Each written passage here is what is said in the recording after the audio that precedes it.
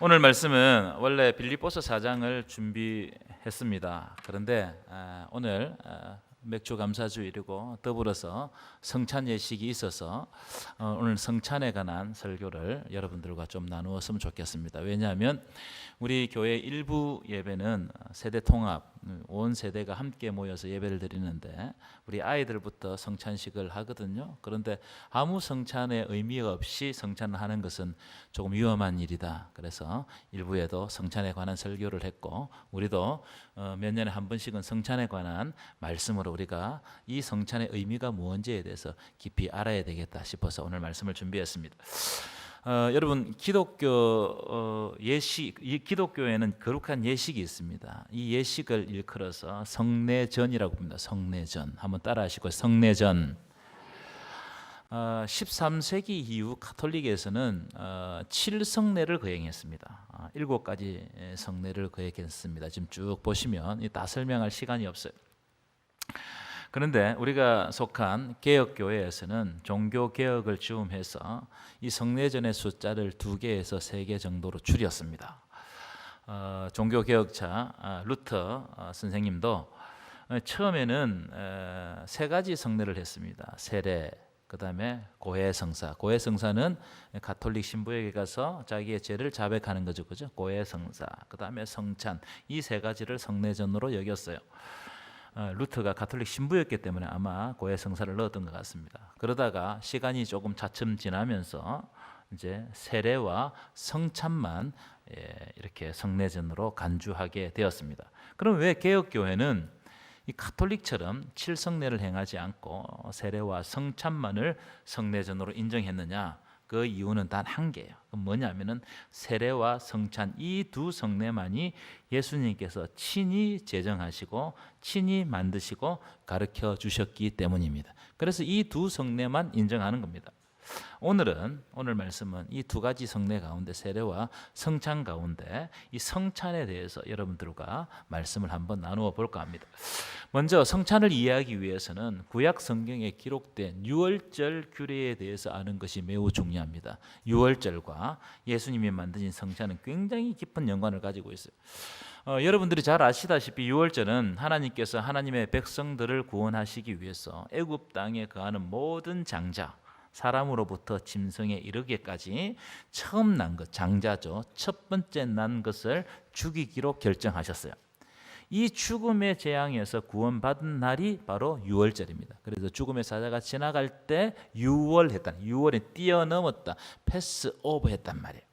자, 그림을 보여주시면 이 그림은 굉장히 유명한 그림인데 이 유월절 날 애굽 왕 바로잖아요. 이 바로의 장자가 죽은 장면을 그려놓은 그림입니다. 그리고 여기 보시면 사람들이 다 무표정하고 침통한 표정에 빠져 있고 아마 왕비는 아들이 죽은 그 시체에다 얼굴을 묻고 울고 있는 그런 장면들을 지금 그려놓은 거예요. 여러분, 처음 난 것, 장자를 죽였단 말은 그 애굽의 모든 것을 죽였다는 것과 마찬가지의 의미를 가져요. 왜냐하면 처음 난 것 장자는 모든 것을 대표하는 대표성을 가지고 있어요. 오늘 대표성에 대해서 제가 말씀을 좀 드릴 겁니다. 그래서 애굽의 장자를 죽였단 말은 애굽의 모든 것을 죽였다. 왜냐하면 장자는 대표성을 의미하기 때문입니다. 자, 그런데 이 죽음의 재앙으로부터 구원받는 길은 오직 한 길밖에 없어요. 그게 뭐냐면 여러분 잘 아시죠? 그 다음 그림 보여주시면 어린 양을 죽여서 지금 보시는 그림처럼 그 피를 받아가지고 문설주에 바르는 겁니다. 바르고 그 오른쪽 그림은 죽음의 사자가 지나갈 때 이 어린 양의 피를 보고 패스 오버한다는 거예요. 이 어린 양의 피를 보고 넘어간다는 겁니다. 그래서 어린 양의 피로 구원받는 길밖에 없었습니다.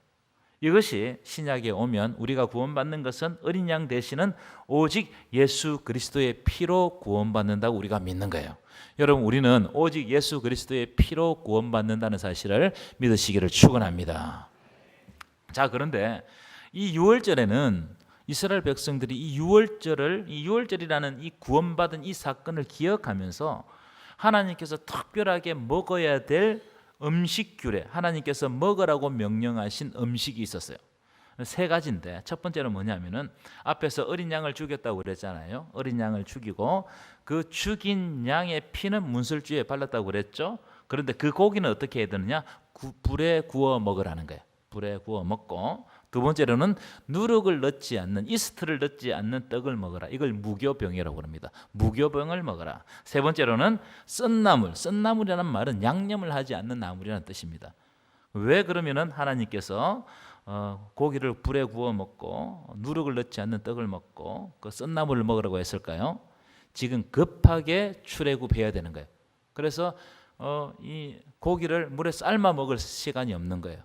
구워 먹어야 되고, 누룩을 넣으면은 이 부푸는데 시간이 상당 기간 걸리겠죠. 그러니까 이 누룩을 넣을 시간이 없어요. 그래서 누룩 없는 무교병을 먹으라고 그랬고, 그리고 양념 묻힐 시간이 없습니다. 그래서 썬나물 그 자체로 먹으라 했어요. 그래서 이스라엘 백성들이 하나님의 명령대로 고기는 구워 먹고 고기와 함께 누룩 없는 떡과 썬나물을 먹었어요. 그리고 어린 양의 피는 아까 어떻게 했다고 말씀드렸죠? 문설주에 발랐어요.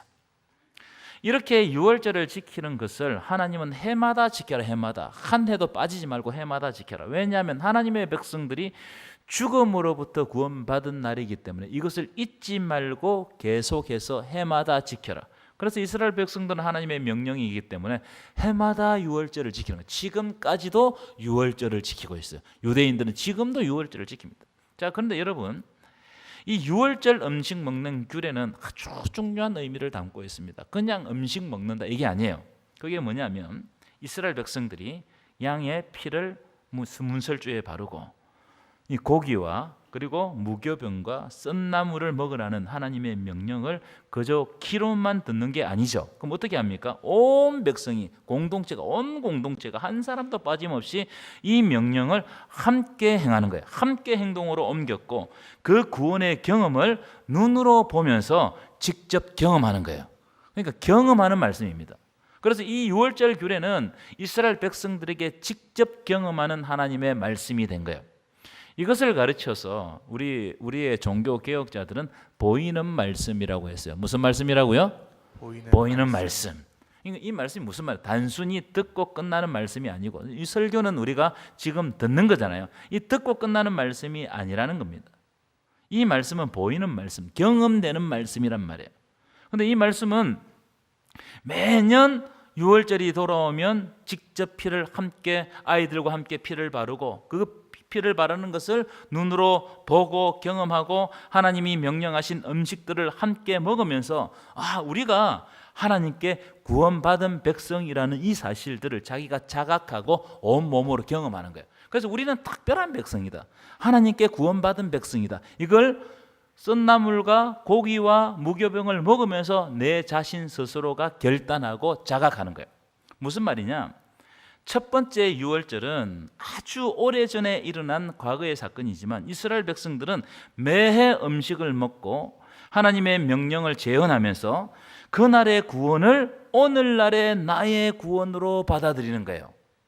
이처럼 유월절에 음식을 먹고 피를 바르는 행위는 단순히 듣는 말씀이 아니라 직접 행하는 말씀, 온몸으로 경험하는 말씀, 즉 눈으로 보는 말씀이 된 거예요. 여러분, 오늘 우리가 행하는 성찬식은 눈으로 보는 말씀인 줄 믿습니다. 여러분, 구약의 유월절이 눈으로 보고 온몸으로 경험하는 하나님의 말씀이었던 것처럼 신약의 성찬식 역시 이와 똑같은 의미를 가집니다. 그래서 예수님이 유월절 식사를 제자들과 함께 하시면서 성만찬을 제정하신 거예요. 식사하는 게 굉장히 중요해요. 그래서 유월절 식사와 성만찬은 아주 깊은 연관을 가진 거예요. 유월절 식사에서 제후 만찬, 주님께서 성만찬을 제정하신 겁니다. 자, 오늘 본문을 한번 보실까요? 고린도전서 11장 23절부터 26절인데요. 여러분 눈으로 보십시오. 이렇게 되어 있습니다. 예수님께서 잡히시던 밤에 떡을 가지사. 이제 성찬식을 시작하시죠. 그러면서 하시는 말씀이 이것은 너희를 위하는 내 몸이니 나를 어떻게 하라고요? 기념하라. 그 다음 보십시오. 식후에 잔을 가지시고 이 잔은 내 피로 세운 새 언약이니 이것을 마실 때마다 나를 어떻게 하라고요? 기념하라. 여러분, 이 지금 성찬식에 대해서 이 말씀을 하면서 사도 바울이 기념하라 이 한 단어를 두 번씩 강조합니다. 여러분, 성경에서 반복은 뭐라고 말씀드렸습니까? 강조라 말씀드렸어요. 지금 사도 바울이 이 기념하라는 말을 강조하고 있네요. 이 기념하라는 단어를 제가 찾아보니까 헬라어로 아남네시스라고 그래요. 아남네시스. 이 뜻이 어떤 뜻을 가지고 있느냐면 기억하다, 기념하다, 회상하다 이런 뜻을 가지고 있는 단어가 아남네시스입니다. 그런데 이 아남네시스란 말은 단순히 과거의 일을 머리로만 떠올려서 기억하는 게 아니에요. 아남네시스는 어떤 뜻을 가지고 있느냐 하면은 예수님이 처음 성찬을 제정하시던 그 십자가의 밤으로 돌아가서 그 의미를 오늘 나의 삶 속에 생생하게 되살려서 그 십자가 사건이 나의 사건이 되게 하는 것이 바로 아남네시스예요. 그러니까 그 십자가 과거에 있었던 그 일이 지금 나를 지배하는 거예요. 이게 아남네시스입니다. 여러분, 우리가 왜 성찬을 이렇게 재현하고 기억해야 될까요? 그것은 이 예식 속에 예수 그리스도의 위대한 구속의 사건, 구원의 사건이 담겨 있기 때문입니다. 믿으십니까? 이스라엘 백성들이 매년 유월절 음식을 먹으면서 그 옛날 유월절에 일어났던 구원을 오늘 나에게 역사하시는 하나님의 임재로 경험했던 것처럼 성찬도 똥 마찬가지로 우리에게 그런 역사를 일으키는 거예요.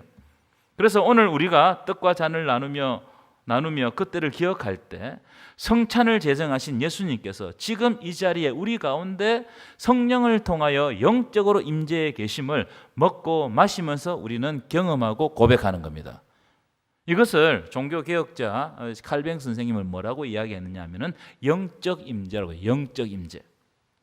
우리가 믿음으로 성찬식을 거행할 때마다 부활하신 예수 그리스도께서 성령으로 우리 가운데 친히 임재해 주신다는 거예요.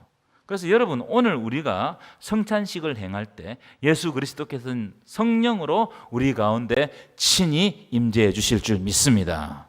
이게 영적 임재설입니다. 그러므로 성찬은 귀로만 듣는 말씀이 아니라 눈으로 직접 보고 경험하는 보이는 말씀이다. 그래서 이 종교개혁자들은 이 성찬을 보이는 말씀이다. 보이는 말씀. 이게 굉장히 강조했습니다. 기독교 전성에는 두 가지 말씀 사역이 있습니다. 하나는 선포된 말씀, 지금 설교하고 있는 거죠. 설교하는 이 말씀, 이 선포된 말씀이죠. 이 말씀은 들리는 말씀으로 우리 눈에는 보이지는 않지만 우리에게 하나님의 약속과 하나님 나라를 소망하게 합니다. 그래서 우리가 말씀 선포를 통해서 하나님의 약속을 상기시키고 또 하나님 나라를 바라보게 하는 거예요. 두 번째 말씀은 어떤 말씀이냐면 보이는 말씀, 성찬입니다. 선포된 말씀을 지금 직접 보고 손으로 만지고 입으로 먹음으로써 그 약속을 우리의 심령과 골수에 새기는 거예요. 그래서 성찬은 아주 특별합니다. 우리가 직접 보고 직접 만지고 직접 맛보죠. 이것을 보이는 말씀이라는 거예요. 그리고 이 직접 보고 직접 먹고 직접 맛보면서 예수 그리스도의 말씀을 우리의 삶 가운데로 가져오는 거예요.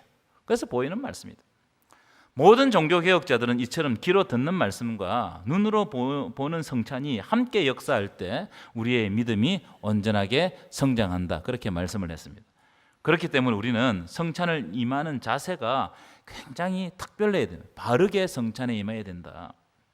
성찬을 아무렇게나 해서는 안 됩니다. 먹고 마시고 부어라 마시라 세상 사람들이 하는 그렇게 성찬을 행해서는 안 된다는 거예요. 자, 오늘 본문 27절부터 29절 한번 보실까요? 우리 한번 읽어보십시다. 27절부터 시작. 그러므로 누구든지 주의 떡이나 잔을 합당하지 않게 먹고 마시는 자는 주의 몸과 피에 대하여 죄를 짓는 것이요 자기를 그 다음에 사람이 자기를 살피고 그 후에야 이 떡을 먹고 이 잔을 마실지니 주의 몸을 분별하지 못하고 먹고 마시는 자는 자기의 죄를 먹고 마시는 것이니라. 네, 사도 바울은 만약 자기를 살피지 않고 먹고 마시는 것은 자기의 죄를 먹고 마신다. 아주 엄중하게 우리에게 경고하고 있어요. 주의 떡이나 잔을 합당하지 않게 먹고 마셔서는 안 된다. 자, 그러면 주의 떡이나 잔을 합당하지 않게 먹고 마신다는 말이 무슨 뜻일까? 첫 번째, 겸손함과 경건함 없이 참여하는 성찬을 말합니다. 여러분, 성찬은요, 나를 위해 찢기신 예수님의 살과 피를 기억하며 감사와 감격으로 나아가는 자리인 줄 믿습니다. 그런데 성찬을 하는데 세상 사람들이 먹는 것처럼 마시는 것처럼 흥청망청 그렇게 성찬을 해서는 이 성찬의 의미가 없다 이 말이에요. 오늘날의 많은 그리스도인들이 성찬에 임하면서 십자가의 은혜는 까마득하게 잊어버리고 내 기분대로 교회에 왔다가 아무 생각 없이 그리고 아무 의미 없이 성찬에 참여하고 돌아가는 사람들이 상당히 많습니다. 바울은 그렇게 성찬에 참여하는 것은 도리어 우리의 죄를 먹고 마시는 행위가 될 수 있다고 경고하고 있어요. 그래서 우리가 성찬에 참여하기 전에 어떻게 경건하고 겸손한 마음으로 성찬에 참여하는 거예요. 여러분, 오늘 성찬에 참여할 때 경건하고 겸손하게 참여하시기를 축원합니다. 두 번째, 합당하지 않게 먹고 마신다는 말은 어떤 의미를 가지고 있느냐 하면은 사랑과 용서의 마음이 없이 성찬에 참여하는 것을 말하는 거예요. 무슨 말이냐? 예수님은 십자가를 통해 우리 죄를 아무 조건 없이 용서하시고 우리를 하나님의 자녀로 삼아 주셨습니다. 믿으십니까? 만약 그렇다면 성찬에 참여하는 우리는 죽을 수밖에 없는 죄인을 살려주신 그 사랑을 기억하면서 이제 내 삶 속에서 그분의 사랑과 용서를 재현해내야 돼요. 예수 그리스도께서 우리를 향한 사랑과 용서를 우리의 삶을 통해서 재현해내야 된다는 거예요. 그럴 때 비로소 참된 성찬의 능력이 우리의 삶 가운데 살아 역사하게 되는 거예요. 그래서 여러분 오늘 성찬에 임하실 때 여러분에게 잘못한 사람들을 용서할 준비를 하시고 그리고 용서해야 됩니다. 그러면 참 성찬의 의미가 우리가 성찬할 때 이루어지는 거예요. 여러분, 오늘 성찬을 통해서 용서의 역사가 일어나기를 간절히 축원합니다. 그래서 우리 교회는 한 주 전에 주의 성찬을 미리 예고해 드립니다. 그 이유는 성찬을 가볍게 대하지 말고 기도로 준비하라. 기도로 마음의 준비를 하고 성찬에 임하라는 거예요.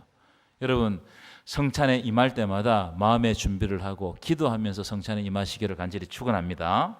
그렇기 때문에 성찬에 참여하는 자들은 반드시 자신의 삶을 돌아보고 회개해야 돼요.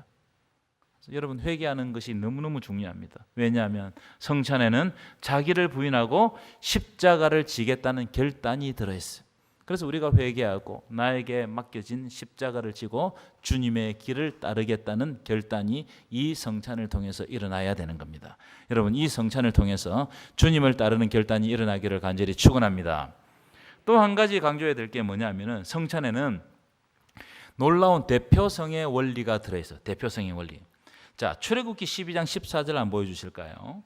하나님이 유월절에 대해서 명령하시면서 이런 말씀을 하십니다. 자, 한번 읽어보십시다. 시작. 너희는 이 날을 기념하여 여호와의 절기를 삼아 영원한 규례로 대대로 지킬지니라. 여기서 중요한 단어도 기념하다. 여기에 나오는 기념하다를 제가 찾아보니까 히브리어로 아즈카라입니다. 아즈카. 이 아즈카는 어떤 뜻을 가지고 있느냐 하면은 일부를 드렸는데 그 일부를 드림이 전체를 드리는 것과 같다, 이런 뜻을 가지고 있어요. 우리가 일부를 드리잖아요. 우리가 11조에 일부를 드리잖아요. 그런데 이 일부를 드림이 우리의 모든 물질을 드리는 것과 똑같다는 거예요. 우리가 주일 일부를 하나님 앞에서 거룩하게 지키잖아요. 그런데 이 주일 일부, 이 한 날을 지키지만 우리에게 있는 모든 날을 주님의 날로 인정하는 것과 똑같다는 거예요. 이게 대표성의 원리입니다. 제가 앞에서 애굽에 처음 난 장자를 죽인 것이 애굽의 모든 것을 죽이는 것과 같다, 그런 말씀드렸죠. 이게 대표성의 원리단 말이에요. 유대인들이 그 유월절 음식을 나눌 때도 이 아즈카의 원리가 작동되는 겁니다. 지금 식탁 위에 작은 음식을 나누며 유월절을 기념할 때 하나님은 출애굽 당시 베푸셨던 그 위대한 구원의 은혜 전체를 지금 음식을 먹고 유월절에 참여하는 모든 백성들의 삶에 그대로 부어주신다는 거예요. 작은 음식을 먹음으로 큰 은혜, 하나님이 말할 수 없는 구원의 은혜가 임하는 원리예요. 우리는 작은 것을 먹지만 성찬도 이와 똑같습니다. 우리가 받은, 앞으로 이제 조금 있으면 성찬식을 행할 텐데 이제 우리가 받을 떡 조각은 여러분 너무나 미약하고 작지만 그것은 예수님의 몸 전체를 상징합니다. 대표성의 원리다 이 말이에요. 그리고 우리가 마시는 이 포도즙 너무너무 작죠. 하지만 이 소량의 포도즙을 마시지만 이 포도즙은 예수님이 우리를 위해 흘리신 모든 피를 상징하는 겁니다. 그렇기 때문에 2000년 전에 일어났던 그 십자가의 은혜가 우리가 성찬에 임함으로 단 하나도 감해지지 않고 오늘 이 시간 우리가 성찬을 행할 때 그대로 그 은혜가 그대로 임하는 거예요. 믿으십니까? 그러니까 오늘 우리가 성찬에 임할 때 2000년 전에 제자들과 함께 나누었던 그 식사의 은혜가 오늘 우리에게 임하게 될 줄 믿습니다. 그렇기 때문에 성찬은 한번 따라합시다. 가장 위대한 감사 사건. 가장 위대한 감사의 사건. 성찬은 가장 위대한 감사의 사건입니다. 이 공간복음에 보시면 예수님이 성찬을 행하실 때 특별히 잔을 나누실 때 이렇게 말씀하십니다. 감사 기도하셨다, 이런 대목이 나와요. 예수님이 감사 기도하시고 잔을 나누셨어요. 자, 오늘 본문 24절도 보여주시면 이렇게 돼요. 예수께서 떡을 가지시고 어떻게 하셨다고요? 축사하시고 떡을 떼셨다는 거예요. 이 축사했다는 말이 헬라어로 유카리티아란 말입니다. 이게 무슨 말이냐? 감사 기도를 드렸다 이 말이에요. 예수님이 죽음을 앞둔 그 비장한 밤에 주님이 행하신 첫 번째 행동은 다름 아닌 감사였어요. 자기의 죽음을 앞두고 뭘 했다고요? 감사를 했다. 그래서 성찬은 그 자체로 위대한 감사의 축제다. 그래서 성찬에 임하는 것은 우리가 예수 그리스도의 십자가의 보혈을 기억하는 것이기도 하지만 예수께서 우리의 죄를 위해서 피 흘려 죽으심으로 말미암아 우리가 구원받았기 때문에 이것은 감사의 축제가 되는 거예요. 유월절 이스라엘 백성들이 출애굽의 구원을 감사하며 음식을 나누었듯이 우리 역시 고귀하신 하나님의 아들이 죄 많은 나를 위해 생명을 주신 그 은혜에 감격하며 오늘 이 떡과 이 잔을 받아야 할 줄 믿습니다. 여러분, 우리의 삶 속에 혹시 감사보다 불평과 원망의 마음이 많지 않습니까? 우리는 여러분 빈도를 한번 생각해 보십시오. 우리는 감사보다 훨씬 불평을 많이 합니다. 그렇지 않습니까? 하지만 오늘 이 성찬을 대할 때 메말랐던 구원의 감격과 감사가 온전히 회복되기를 간절히 축원합니다.